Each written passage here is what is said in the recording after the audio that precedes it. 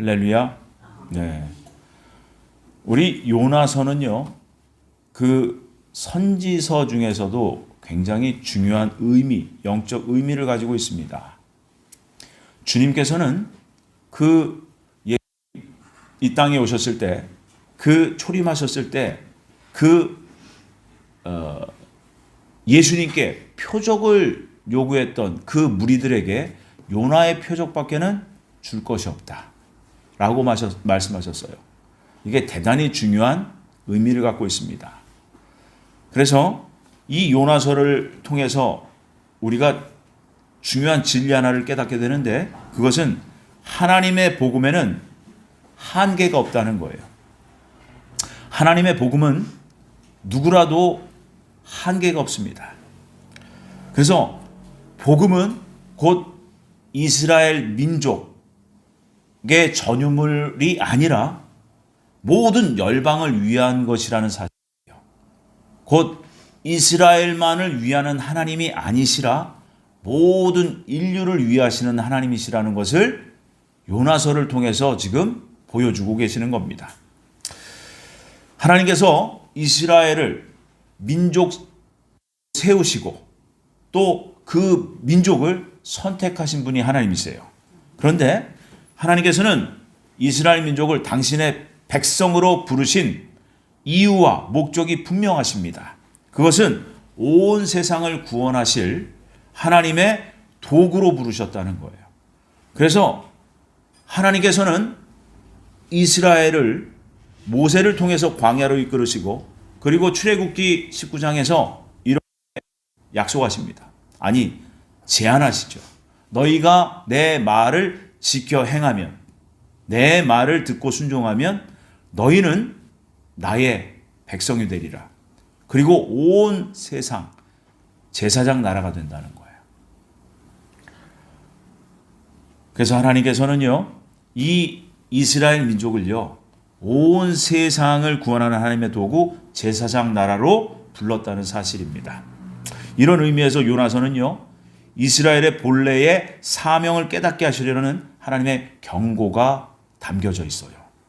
마찬가지로 영적인 이스라엘인 우리들에게도 아주 중요한 교훈이 담겨져 있다는 거예요. 그래서 지난주에 이어서 요나서를 한 번 더 짚고 넘어가겠습니다. 그래서 오늘 본문 요나서 3장 1절에서 10절까지의 말씀을 통해서 소제목을 이렇게 정해봤습니다. 하나님은요, 반드시 다시 기회를 주시는 분이시라는 거예요.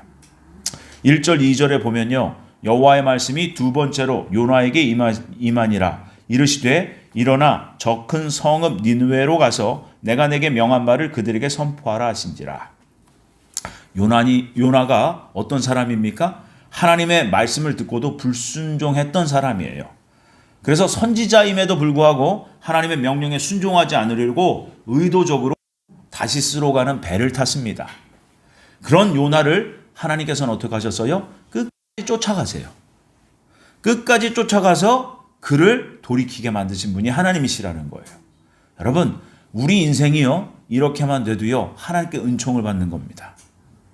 그런데 우리는 쫓아오는 하나님이 좋아요, 싫어요? 싫어요. 어떨 땐 두렵게 우리를 만나 주십니다. 무섭게 만나 주시지요. 바다를 뒤흔듭니다. 물고기를 시켜서 그 요나를 삼켜버리세요. 그 바다 밑바닥까지 찾아가서 결국은 하나님 뜻대로 뜻을 이루신다는 것을 우리가 알아야 됩니다. 그러니 순종하는 것이 형통한 거예요. 반드시 하나님은 하나님의 뜻을 꺾지 않으십니다. 그런데 이게 우리를 향하신 하나님의 구원 계획이고 이것이 우리를 향하신 복이라는 거예요. 그래서 감사해야 돼요. 세상에 선지자가 요나 한 사람이었습니까? 아니에요. 당시에요, 요나가 선지자 그 사명 감당할 때요, 호세아도 있었고 아모스도 있었어요. 그런데 왜 굳이 요나를 사용하실까를 우리가 꼭 기억해야 됩니다. 왜 그러셨을까? 하나님은 불순종한 요나를 우리들에게 영적인 그런 어떤 샘플로 던지신 거예요. 이 모습은, 요나의 그 불순종한 그 모습은 우리와 같다는 거예요. 우리 또한 그렇다는 겁니다. 그래서 요나 선지자를 통해서 그 선지자를 통해서 그 안에 나를 발견할 수 있어야 돼요. 그래서 우리에게 주님께서는 돌아올 수 있는 기회를 줄 때 돌아오기를 원하신다는 거예요. 너무 멀리 가면 돌아오는 것이 그만큼 힘들기 때문에 그래요. 돌아오는 그 기간이 그만큼 아프기 때문에 그렇습니다. 그래서 1절에 여호와의 말씀이 두 번째로 요나에게 임하니라. 첫 번째 말씀하셨어요. 1장에. 그치요? 그런데 도망갔어요. 그런데 다시 회개시키시고 다시 그 자리로 찾게 하시고 두 번째 말씀이 임합니다. 뭐예요? 동일한 명령이요. 너는 니느웨로 가서 그들에게 회개를 선포하라. 회개를 선포하라. 이것이요 바로 하나님의 열심이라는 거예요. 하나님의 열심이 우리의 구원을 이루십니다. 그래서 이 하나님의 이러한 열심은요 우리에게 큰 위로와 은혜가 됩니다. 내가 분별하지 못하고 내가 불순종하고 주님 것을 떠날지라도 주님께서는 반드시 그 하나님의 열심으로 우리를 다시 구원의 기회를 계속해서 제공하신다는 거예요.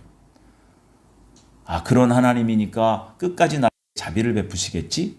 여러분, 그렇게 불순종하면 불순종할수록 그만큼 더 큰 고통과 대가가 따른다는 것을 꼭 기억해야 돼요. 그래서 죄는 반드시 형벌이 따름이라. 이 세상의 모든 피조물들은요, 하나님께서 정해 놓으신 그 법칙, 곧 하나님의 섭리대로 하나님의 뜻에 따라 움직이고 있습니다. 그런데 유독 하나님의 형상으로 지음받은 인간들만 불순종해요. 그래서 그 하나님의 말씀에 자기 생각을 자꾸 넣는 거예요. 아니, 이것을 내가 어떻게 순종해? 이것은 좀 너무 과하지 않아? 그러면서 이것은 도저히 내가 끝까지 순종할 수가 없겠어. 이런 점 때문에 순종하기 어려워. 그러면서 스스로가 결정해버립니다. 순종하고 싶으면 하고 내키지 않으면 그만. 이게 바로 요나의 모습. 이게 바로 우리의 모습이다라는 거죠. 이러한 우리들에게도 하나님께서는 오늘도 우리를 찾아와 주세요. 그래서 그분께 먼저 감사하고 그분의 뜻을 발견하려고 애쓰고 그분의 뜻에 따라 살아야 되는 것이 저희들에겐 복이 됩니다. 그래서 오늘도 우리가 이 요나를 통해서 우리를 향하신 하나님의 열심이 있다는 것을 우리가 기억하고 주님께 더욱 순종하는 저희들 되길 바랍니다. 또한 오늘 3절 4절을 보면요, 우리의 작은 순종이라도 하나님은 크게 쓰신다는 것을 우리가 알 수 있어요. 3절 4절 한번 읽어주시면 감사합니다. 시작.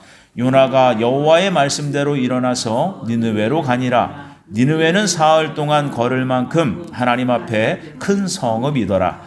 요나가 그 성읍에 들어가서 하루 동안 다니며 외쳐 이르되 40일이 지나면 니느웨가 무너지리라 하였더니. 아멘.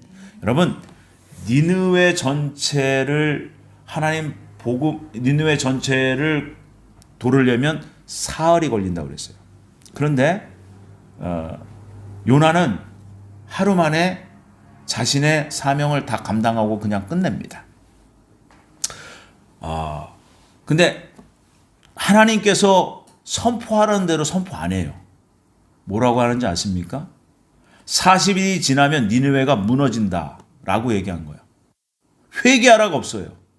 40일 지나면 니느웨 무너진다. 그러니 회개하라. 이것을 빼먹었어. 회개하라는 메시지가 없어요.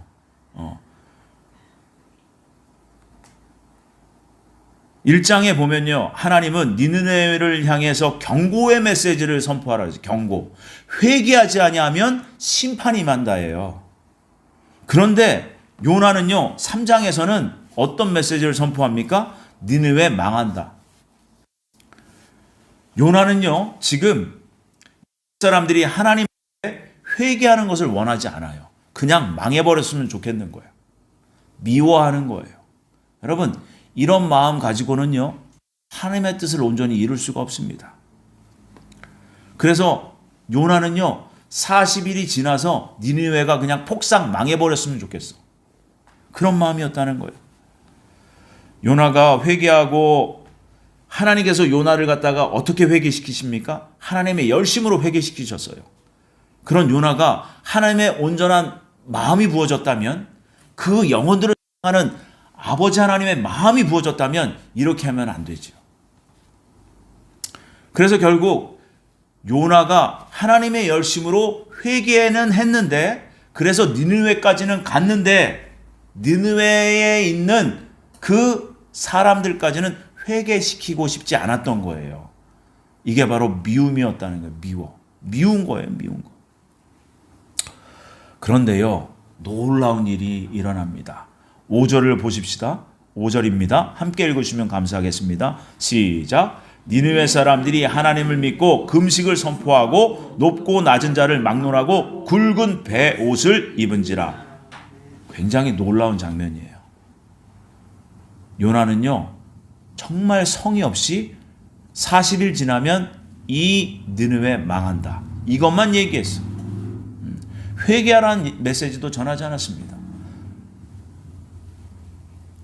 그런데 여기에 너무나 극도의 반응을 보이는 니느웨 사람들이 오히려 이상해 보여요. 그렇지요? 네. 그래서 대조를 이루는 거예요. 하나님의 말씀은요, 항상 대조법을 이뤄요. 네. 뭐가 바뀌어도 단단히 바뀌었습니다. 요나를 보면 속이 터져요. 근데 니느웨 백성들이 하나님께 돌아오는 반응 속도를 보면 너무나 놀랍습니다. 마치 기다렸다는 듯이 갈증을 느끼면서, 아주 심한 갈증을 느끼면서 기다렸다는 듯이 그 말씀을 받아버립니다. 하나님 앞에 즉각 반응하고 돌아왔다는 겁니다. 결국 하나님의 일은요, 우리가 하는 것 같지만 우리가 하는 게 아니라는 것을 오늘 보여주고 싶으신 거예요. 하나님께서는 너희는 일단 첫 발을 띄고 순종하라. 그러면 나머지는 하나님의 열심히 모든 것을 이루신다는 거예요. 근데 그 첫 순종이 온전치 않으면 그 결과도 사실 올 수가 있어요. 근데 하나님께서는 이것을 아주 극단적인 예로 보여주신 거예요. 그래서 예수님께서 예수님 당시에, 초림 당시에 그 유대 종교인들이, 유대 지도자들이 표적을 구했잖아요. 내가 너희들에게 줄 것은 요나의 표적밖에 없다는 거예요. 이건 무슨 말씀이냐? 바로 그 니느웨가 그 성의 없는 그 메시지에도 반응하고 회개하고 하나님께 돌아왔다는 거예요. 그런데 너희들은 내가 이렇게 3년 동안 큰 기적과 이사와 또한 진리의 말씀을 선포했음에도 불구하고 너희들은 아직까지도 의심하고 돌아오지 않고 있다. 입니다. 곧 요나의 표적은요, 회개를 얘기해요. 회개. 예. 오직 하나님은 회개하고 하나님께 돌아오기를 원한다는 거예요. 예. 그래서 6절부터 10절까지는요, 요나의 선포를 하나님의 말씀으로 받아들인 니느웨 백성들과 니느웨 왕의 이야기입니다. 하나님 말씀 앞에 겸손할 때 회개가 일어난다는 거예요. 이 니느웨 왕과 니느웨 백성들은 하나님의 말씀 앞에 겸손할 수 있었어요. 특히 본문 6절에 보시면 니느웨 왕은 하나님의 말씀을 겸손하게 받아들입니다. 그리고 그 태도가 어떻습니까? 왕의 보좌에서 일어나 왕의 옷을 벗고 굵은 베옷으로 갈아입어요. 그리고 잿더미 위에 앉습니다. 그리고 40일이 지나면 무너진다는 요나의 선포가 하나님의 말씀으로 들려진 거예요. 두려웠던 겁니다. 여러분, 우리가 지하철을 탈 때 거기 지금은 많이 없어졌지만 천국, 예수 천국 불신지옥, 요거 하나만으로도 하나님 앞에 돌아온 분들도 있어요. 예수 천국 불신지옥.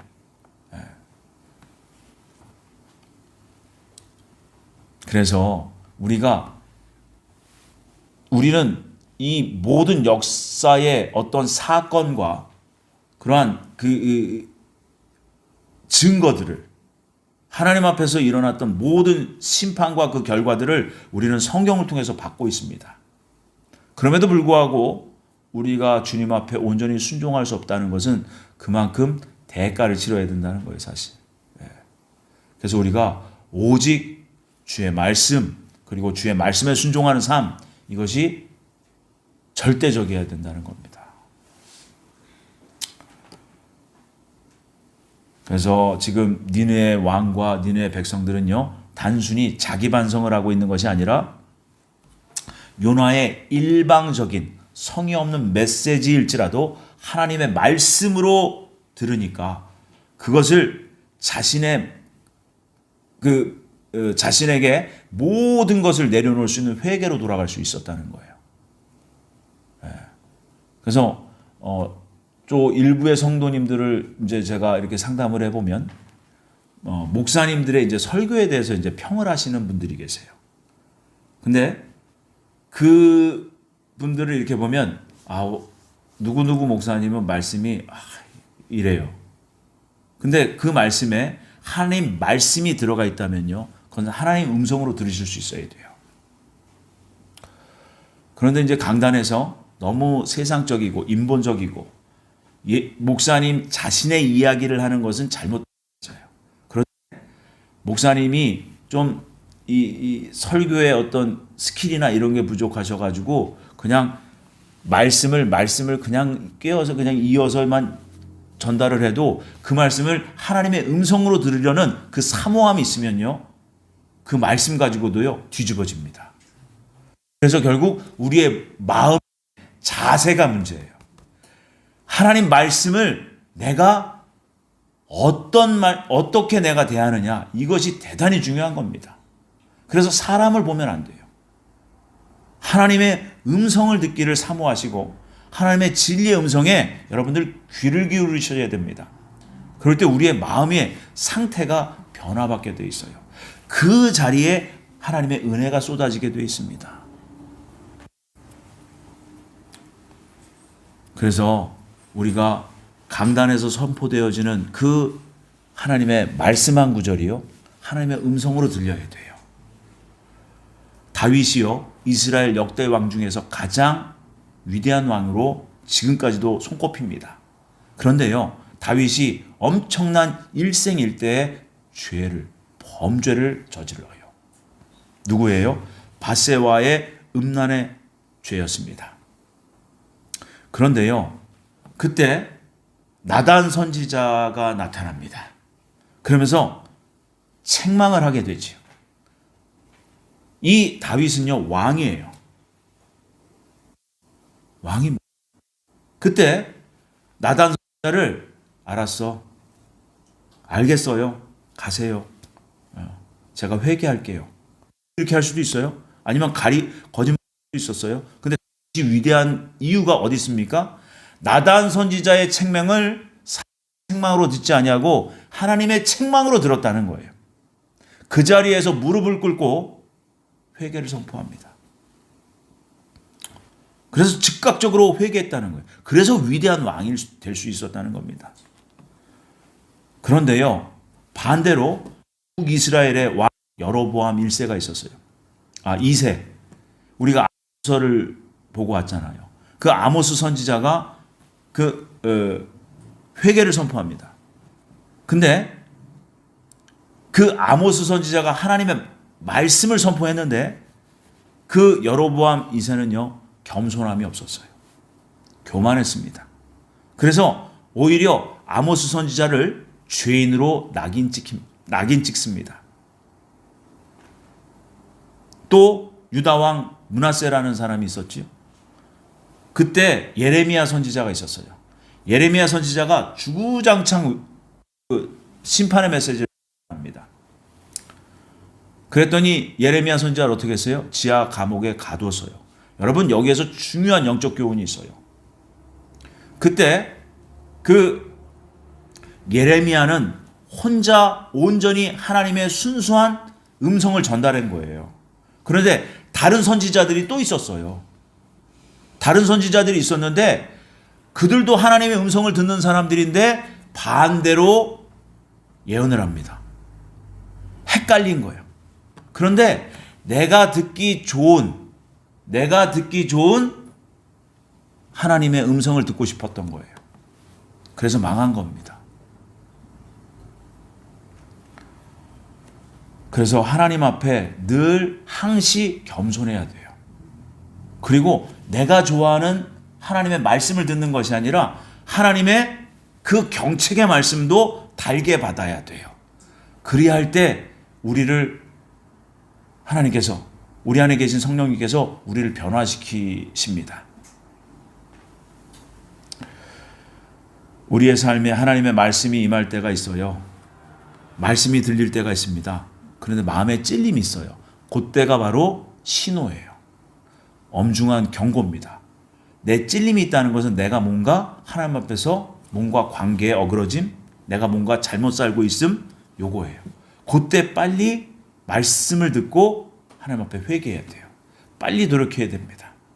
그렇지 않으면 우리의 주변에 환경적으로 문제가 생기기 시작해요. 이게 하나님이 허락하시는 방법입니다. 그런데 그 환경에도 불구하고 그 문제를 내가 어떻게 해서든 해결해 보려고 하는 그런 미련함이 있어요. 우리는 사실. 그걸 하나님 앞에 그 문제를 갖고 나와서 하나님께 맡겨드리진 않습니다. 그러니까 더 일이 꼬여요. 결국엔 나중에 어떻게 하신 줄 아십니까? 그것을 대표적으로 보여주는 것이 바로 사무엘 상하 그리고 열왕기 상하예요. 이스라엘 역대 왕들을 계속해서 비교해서 보여주시는 거예요. 그래서 사무엘상에서는 그 사울 왕이 등장합니다. 사울 왕이 등장했는데 그가 미움이 올라와요. 시기가 올라옵니다. 다윗을 향해서. 그래서 그 혈기를 참지 못해. 그래서 그 혈기가 어떻게 됩니까? 다윗을 쫓아가서 죽이고 싶은 거예요. 하나님의 말씀 앞에 겸손하지 않았던 대표적인 왕으로 등장했던 겁니다. 그런데 반대로 다윗이 등장하죠. 다윗은 어땠어요? 어떠한 상황에서도 하나님의 말씀 앞에 먼저 겸손했어요. 어떤 일을 행하든지 간에 다윗은 하나님 앞에 물었습니다. 이거 차이예요. 근데 사울이 뭘 잘못했어요? 사울은요, 자기 방법대로 자기 능력대로 하려고 그랬어요. 그러다 보니까 악신이 들어온 거예요. 악신. 사무엘의 경고를 안 듣습니다. 사무엘의 경고를 인간적인 경고로 들은 거예요. 하나님의 음성으로 듣지 아니하고 인간적인 그냥 소리로 듣고 치부해버리고 맙니다. 이것이 문제가 되는 시발점이 됩니다.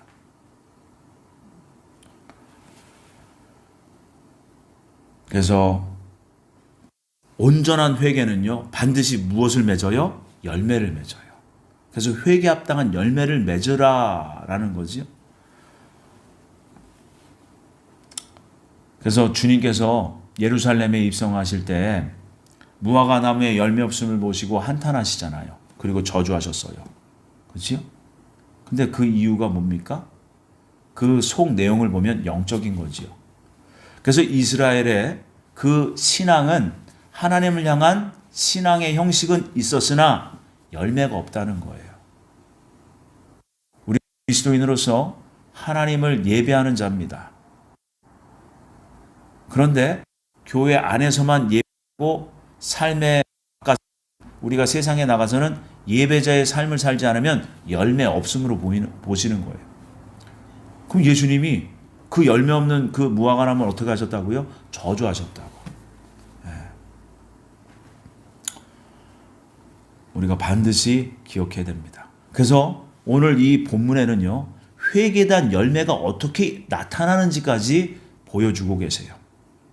그래서 죄로 인해서 죽을 것 같은 그 마음이 이제 생기자 니느웨의 왕은 또 백성들까지도 그리고 심지어 누구까지도 그들의 짐승들까지도 음식을 먹지 않아요. 물도 마시지 않아요. 그러면서 짐승까지 굵은 베옷을 입히라고 합니다. 철저히 행동으로 옮긴 거예요. 마음의 찔림을 행동으로 옮긴 겁니다. 행동으로 옮기지 않으면 열매가 없다 보시는 거예요. 그러면 어떻게 돼요? 식은 있으나 열매가 없으면 주님의 저주를 받게 돼 있다는 거예요.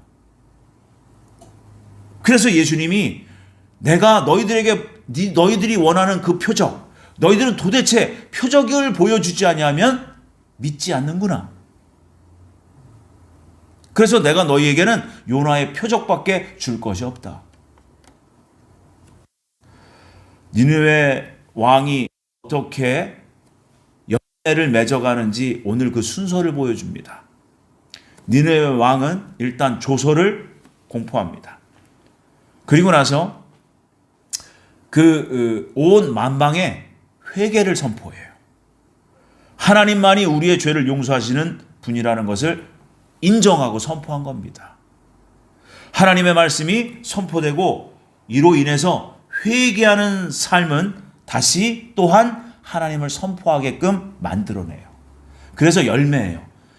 하나님을 인식하고 내가 그 하나님의 말씀을 받아서 내가 온전히 회개하면 또 다른 복음 전하는 사람이 된다는 거예요. 근데 열매가 없는 회개는 그냥 나만 내가 회개했어, 은혜 받았어, 내 마음은 평안해, 그리고 끝. 이건 열매 없는 회개라는 거예요. 열매 없는 회개. 그래서 전하라 그러신 거예요. 전하라. 입술로 전할 뿐만이 아니라 우리의 삶으로 전해내야 되는 거예요.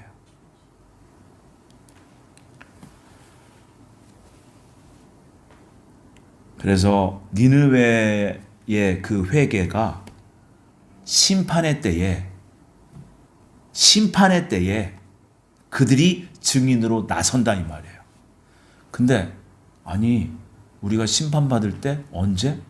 여러분 그래서 심판 때가 있는 거예요. 니느웨는요 그 성의 없는 요나의 메시지에도 즉각적으로 회개 반응했고 또한 회개했을 뿐만 아니라 열매를 맺었다는 거예요. 그래서 그들이 증인이 되어서 예수님이 그 심판주가 되었을 때 우리에게 각자에게 물으실 거예요. 요나의 그 메시지를 듣고도 저렇게 즉각적으로 회개했고 또한 열매를 맺었던 니느웨 사람들을 봐라. 그러면 너는 어떻게 반응했느냐? 이것을 물으신다는 거예요. 사실 말씀을 깊이 들어가면요. 주님의 말씀은 대단히 엄중한 경고를 담고 있습니다. 그런데 아직까지도 우리는 이 땅에서도 기회를 받고 있는 거예요. 그러니까 철저히 회개하고 열매를 맺으라는 거예요. 그래서 우리들의 회개가요 일반적으로 이렇습니다. 같은 잘못을 계속해서 악습을 저지르면서 반복적인 회개를 해요. 그러니까 회개에 합당한 열매를 맺는다는 것은 그것을 완전히 뒤로 하고 또 다른 회개의 선포를 이제 전하는 거예요. 그러니까 회개에 합당한 열매를 맺는 삶을 살아내야 되는 거지요. 그래서 진정한 회개는요 반드시 열매가 있다는 것을 믿으시기 바랍니다. 그래서 대표적으로 예수님 당시에 그 세리장이었던 삭개오, 이분에게는 주님을 향한 하나님 나라에 대한 사모함이 있었어요. 그래서 어떻게 하면 주님을 좀 가까이서 만나보려 뽕나무로 기어 올라가지요. 그리고 적극적으로 주님 앞에 대시합니다. 주님, 저희 집에 오셔서 같이 식사하고 유하시지요. 거기에 기쁘게 주님께서 반응해 주십니다. 그때 그 세리장 삭개오가 뭐라 합니까? 내가 혹시 잘 거둬들인 게 있으면 내가 4배로 갚겠습니다. 이게 열매예요. 말했으면 반드시 실천하고 열매를 맺어야 된다는 거예요.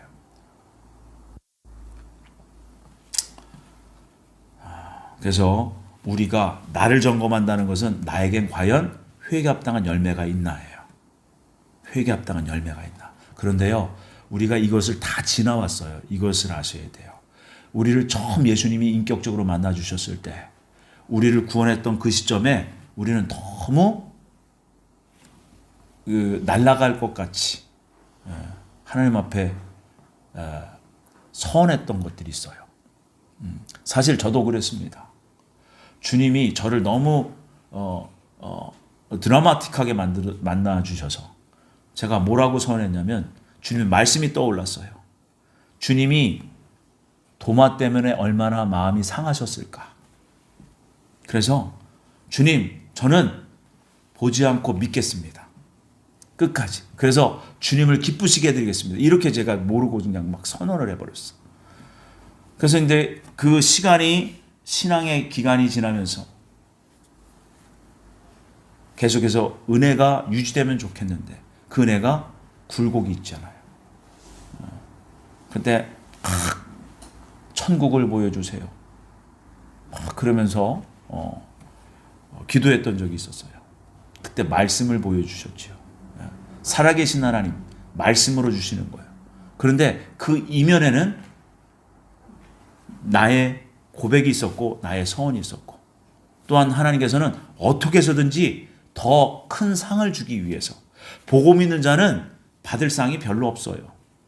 보지 않고 믿는 자가 더 복되다 하신 말씀이 상 주시려는 하나님의 그 섭리가 있으시다는 걸 믿으시기 바랍니다. 그래서요, 오직 말씀이에요. 말씀을 순수하게 받고 말씀 안에서요 얼마든지 천국도 발견하고요, 이 안에서요 하나님의 모든 구원의 섭리, 사랑의 계획, 많은 역사의 그 갈무리까지 우리가 다 할 수 있는 거예요. 그래서 우리가 말씀을 사모하시고요, 말씀을 통해서 하나님 만나기를 바랍니다. 오늘 말씀을 누가복음 11장 29절에서 32절까지의 말씀으로 마무리하겠습니다. 누가복음 11장 29절에서 32절인데요. 주님께서 이렇게 말씀하셨죠.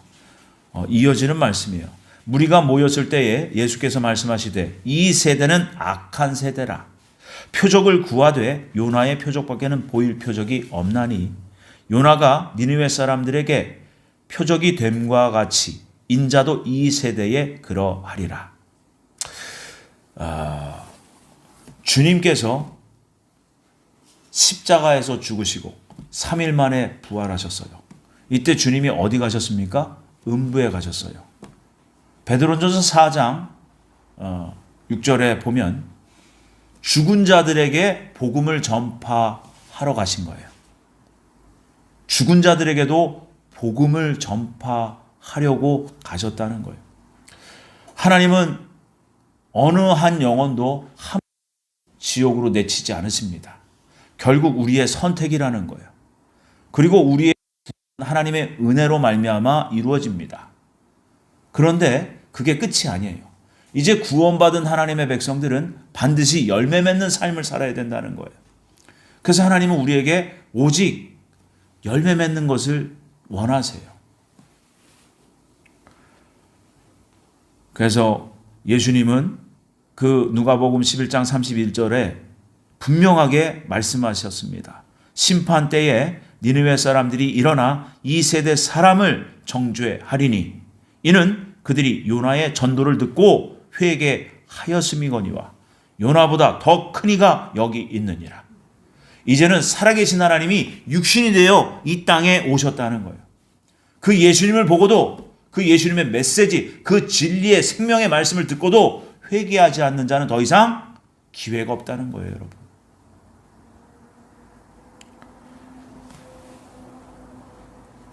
그래서 주님은 지금 우리들에게 하시는 말씀은 이겁니다. 요나의 소극적으로 던져진 그 한마디에 니느웨 모든 사람들이 적극적으로 반응했던 것, 그거보다도 훨씬 더 강한 메시지로 주님은 우리에게 찾아오셨다는 거예요. 우리는 예수님께서 하신 모든 진리의 말씀을 접하면서도 듣지 않는다는 것. 이것은 우리에게 만 개의 입이 있어도 할 말이 없다는 겁니다. 그러니 우리는 그래서 오직 말씀으로 돌아가야 돼요. 지금요, 세상이요, 어렵습니다. 뭐가 진리고 뭐가 비진리인지 분별하기가 힘들어요. 듣지 마시고 하나님의 음성을 듣기를 원합니다. 하나님의 음성, 하나님의 순수한 진리 그대로 우리가 돌아가야 돼요. 그래야 우리 안에 개혁이 일어납니다. 그래서 말씀과 기도로 거룩해짐이라. 마지막 때는 오직 주님의 말씀으로 돌아가야 돼요. 그래서 우리의 삶이 하나님의 말씀으로 이끌림 받을 수 있도록 그 말씀을 매일매일 순종하고 듣고 또 묵상하면서 우리가 그렇게 삶을 살아내기를 예수님의 이름으로 축복합니다. 기도하겠습니다. 주님, 저희들이 하나님 앞에 겸손함으로 회개의 열매를 맺는 삶을 살아갈 때 저희들은 하나님의 자녀로서의 삶을 살아낼 것입니다. 주여, 저희들은 부족합니다. 그러나 우리 주 성령께서 우리 안에 계시니 우리를 생명의 길로 인도하시고 또한 열매 맺는 삶을 저희들에게 촉구하셔서 저희들이 날마다 깨닫고 아버지 말씀으로 경책받아서 저희들이 온전히 주님의 뜻을 따라 행하는 그러한 이 시대에 하나님의 사람들 다 될 수 있도록 은총을 베풀어 주시옵소서. 감사하고 예수님의 이름으로 기도 올렸습니다. 아멘.